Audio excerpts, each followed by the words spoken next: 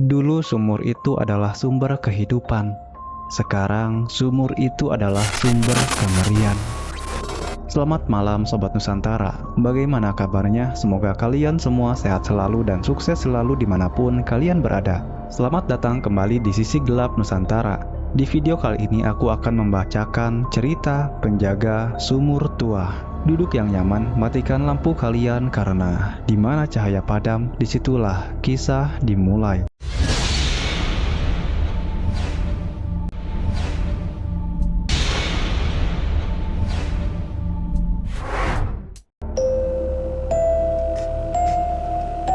Jadi gini Sobat Nusantara, ruko tempat gue kerja itu posisinya agak nyempil di pinggiran kota. Bukan ruko baru yang kinclong gitu, tapi bangunan lama yang udah kelihatan umurnya. Debu semen, tumpukan pasir, sama bau cat udah jadi makanan sehari-hari. Gue sendiri udah kerja di toko bangunan ini hampir 5 tahun. Jadi ya udah kebal lah sama suasana kayak gini. Cuma ada satu hal yang dari dulu bikin gue agak merinding. Di belakang ruko ada sumur tua. Sumur yang udah nggak kepake, ditutupin papan lapuk dan sekelilingnya ditumbuhi tumbuhan liar. Nggak ada yang berani deket-deket situ. Bukan karena takut jatuh, tapi lebih karena auranya yang nggak enak. Paling juga sugesti. Gitu gue selalu bilang ke diri sendiri. Tapi tetap aja setiap kali gue lewat belakang ruko, bulu kuduk gue langsung merinding. Apalagi kalau pas malam. Ogah banget deh. Nah, yang bikin suasana makin aneh adalah keberadaan Nenek Sumi. Dia itu penjaga ruko. Udah tua banget. Jalannya juga bungkuk. Kerjanya cuma nyapu halaman, beresin barang-barang yang berantakan. Tapi yang bikin gue heran, setiap hari dia selalu nyempetin diri buat duduk di dekat sumur. Diam aja kayak lagi ngawasin sesuatu. Ngapain sih itu nenek tiap hari nongkrong di situ? Nggak bosan apa? Apa dia nggak takut juga sama sumur itu? Udahlah, bukan urusan gue juga. Suatu sore pas gue lagi beresin stok cat di gudang belakang, gue nyium bau melati yang nyengat banget. Padahal setahu gue, di sekitar ruko nggak ada tanaman melati sama sekali. Bau apaan nih? Kok kayak bau melati? Gue ngomong sendiri sambil celingukan. Gue coba cari sumber baunya. Makin gue deket ke arah sumur, baunya makin kuat. Gue berhenti beberapa meter dari sumur. Nggak mungkin, dari sumur ini. Gue merhatiin Nenek Sumi yang lagi duduk di dekat sumur. Dia diam aja, nggak ngomong apa-apa. Tapi gue bisa ngerasain tatapannya kayak lagi memperingatkan gue. Malam itu, gue nggak bisa tidur nyenyak. Bau melati tadi siang terus kebayang di pikiran gue. Ditambah lagi tatapan Nenek Sumi yang kayak ngasih peringatan. Gue jadi penasaran banget. Sebenarnya ada apa sih di sumur itu? Nggak mungkin ada apa-apalah. Paling cuma perasaan gue aja. Tapi kalau emang gak ada apa-apa, kenapa Nenek Sumi tiap hari jagain sumur itu? Kenapa bau melatinya nyengat banget? Bikin penasaran aja deh. Besoknya pas jam istirahat, gue nyamperin Nenek Sumi yang lagi duduk di dekat sumur. Gue beranikan diri buat ngobrol sama dia. "Nek, permisi Nek," sapa gue. Nenek Sumi nengok ke arah gue. Tatapannya masih sama, kayak lagi ngasih peringatan. "Ada apa, Nyok?" Jawabnya dengan suara serak. Nek, saya mau nanya soal sumur ini. Kenapa nenek tiap hari jagain sumur ini?" Nenek Sumi diam sebentar, kayak lagi mikir.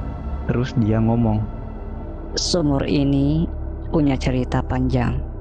Cerita yang gak seharusnya kamu tahu." "Tapi, Nek, saya penasaran banget. Saya sering dengar suara-suara aneh dari arah sumur. Saya juga sering nyium bau melati yang nyengat." Nenek Sumi menghela napas panjang. "Suara-suara itu bisikan dari mereka yang ada di dalam sumur. Mereka minta tumbal." Gue langsung merinding dengar omongan Nenek Sumi. Tumbal? Di zaman sekarang masih ada tumbal? Nggak, nggak mungkin. Ini pasti cuma cerita ngawur. Nenek Sumi udah tua, mungkin pikirannya udah nggak beres. Tapi kenapa dia kelihatan serius banget? Tumbal, Nek? Maksudnya? Tanya gue dengan suara gemetar. Dulu, sumur ini sering dipakai buat buang mayat. Mayat orang-orang yang punya urusan sama dunia gaib. Arwah mereka nggak tenang. Mereka minta balasan. Nenek Sumi nunduk, air matanya mulai netes. Saya cuma berusaha buat jagain sumur ini, biar mereka nggak ganggu orang lain. Tiba-tiba dari arah sumur kedengeran suara bisikan yang lirih banget. Gue nggak ngerti apa yang diomongin, tapi suaranya bikin bulu kuduk gue merinding. Nenek Sumi langsung berdiri dan nutup kupingnya. Jangan dengerin mereka. Riaknya histeris. Gue langsung lari terbirit-birit ninggalin Nenek Sumi sama sumur itu. Gue nggak mau tahu apa yang ada di dalam sumur. Gue cuma pingin jauh-jauh dari tempat itu. Malam Jumat itu, gue nggak bisa tidur sama sekali. Kejadian siang tadi terus kebayang di pikiran gue. Omongan Nenek Sumi soal tumbal, bisikan dari dalam sumur, semuanya bikin gue nggak tenang. Masa sih ada tumbal segala? Nggak masuk akal banget. Tapi kalau emang nggak ada apa-apa, kenapa Nenek Sumi segitunya? Kenapa bisikannya kedengaran nyata banget? Gue harus buktiin sendiri. Gue tahu ini ide yang bodoh banget, tapi rasa penasaran gue udah nggak bisa dibendung lagi. Gue pengen tahu sebenarnya ada apa sih di dalam sumur itu. Jam 12 malam, gue keluar dari kamar kosan gue. Gue bawa senter, linggis, sama sebotol air suci yang dikasih sama temen gue yang anak rohis. Gue jalan pelan-pelan ke arah ruko. Suasana di sekitar ruko sepi banget. Cuma ada suara jangkrik sama angin yang berhembus pelan. Gue merinding, tapi gue tetap maksain diri buat maju. Pas gue nyampe di belakang ruko, gue ngeliat Nenek Sumi lagi duduk di deket sumur. Tapi kali ini, dia nggak diem aja. Dia kayak lagi baca mantra. Nenek ngapain? Tanya gue dengan suara pelan. Nenek Sumi berhenti baca mantra dan nengok ke arah gue.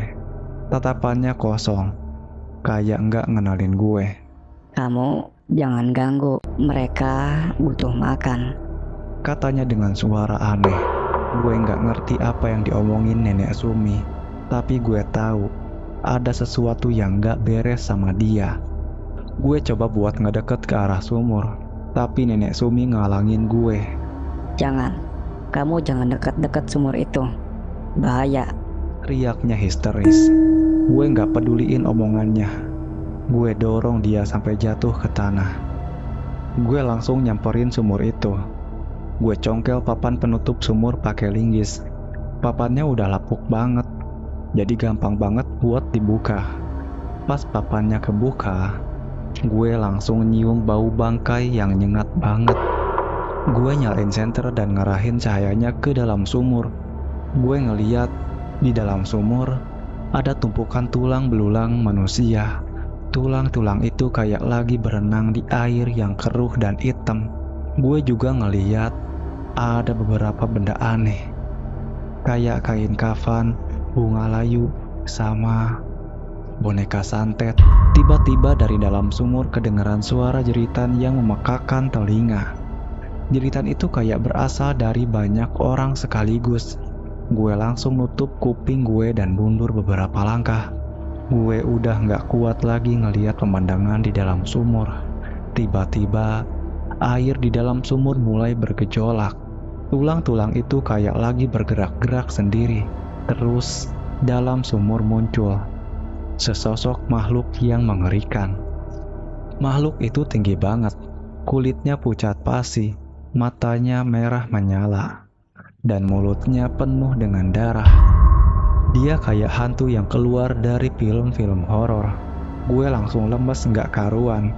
Gue gak nyangka Cerita nenek Sumi beneran kejadian. Gue udah ngebuka gerbang buat makhluk-makhluk itu keluar. Makhluk itu ngeliatin gue dengan tatapan bengis. Terus dia ngomong dengan suara serak. Kamu sudah membangunkan kami. Sekarang, kamu harus bertanggung jawab.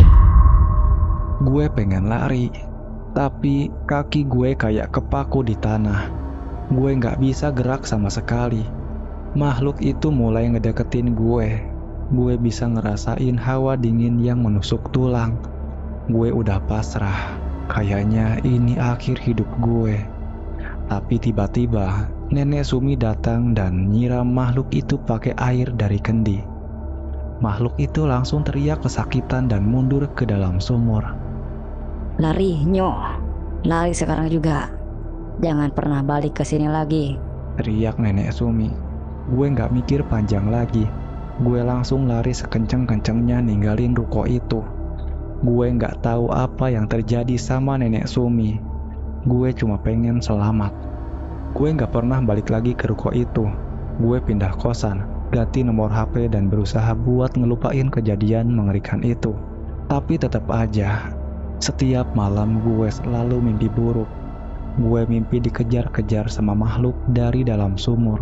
Gue mimpi ngelihat nenek Sumi diseret ke dalam sumur. Gue nyesel banget udah ngelakuin tindakan bodoh itu. Gue nyesel udah ngebuka sumur itu. Gue nyesel udah nggak dengerin omongan nenek Sumi.